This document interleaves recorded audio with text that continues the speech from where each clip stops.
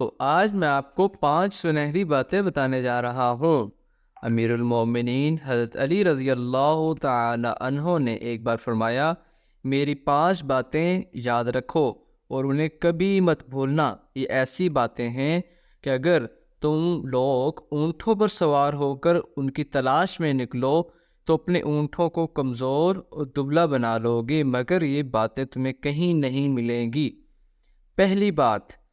پہلی بات یہ ہے کہ کوئی آدمی اپنے رب کے سوا کسی سے بھی کوئی امید نہ رکھے۔ دوسری بات یہ ہے کہ کسی سے نہیں ڈرے سوائے اپنے گناہوں کے۔ تیسری بات یہ ہے کہ کوئی جاہل اور نا واقف اس مسئلے کے متعلق پوچھنے میں شرم نہ کرے جس کے متعلق وہ جانتا نہ ہو۔